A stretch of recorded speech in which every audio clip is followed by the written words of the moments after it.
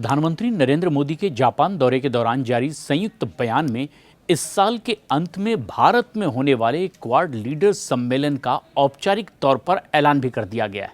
Australia, Japan और America के साथ क्वाड के चारों बड़े नेता भारत की मेजबानी में एक मंच पर जुटेंगे।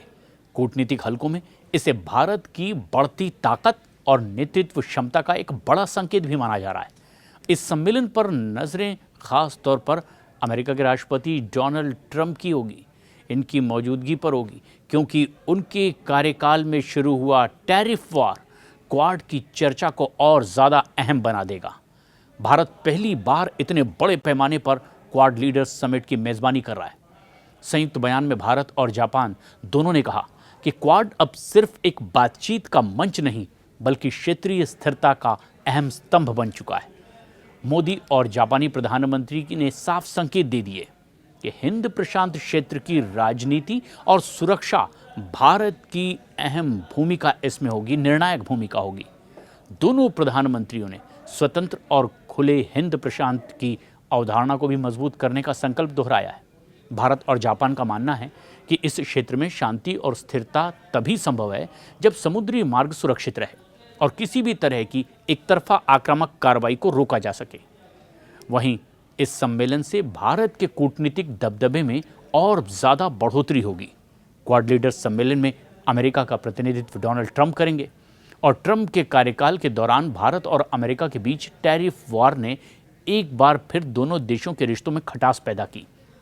और ऐसे में भारत में होने वाला ये सम्मेलन उन आर्थिक मतभेदों के पीछे छोड़ करके राजनीतिक रणनीतिक एकजुटता दिखाने का भी एक बड़ा मौका होगा। और ट्रंप की मौजूदगी इस बात का संकेत होगी कि क्वाड मंच पर अमेरिका और भारत फिर से व्यापारिक और राजनीतिक मोर्चों पर एक मजबूत साझेदारी की दिशा में आगे बढ़ें।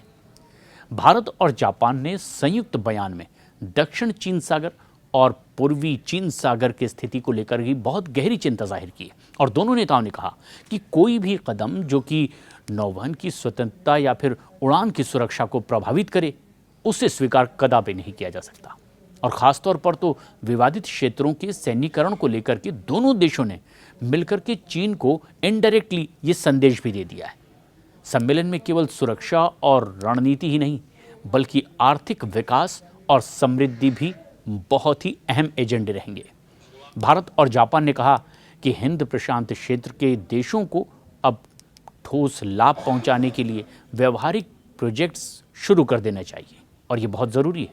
और इससे न सिर्फ व्यापारिक गतिविधियां बढ़ेंगी बल्कि भारत को एक कूटनीतिक लीडर के रूप में और मान्यता भी मिलेगी। और भारत की मेज़बानी में होने वाला ये सम्मेलन न केवल क्वाड देशों के बीच में सहयोग को मजबूत करेगा बल्कि ये संदेश भी देगा कि नई दिल्ली अब वैश्विक राजनीति के केंद्र में है।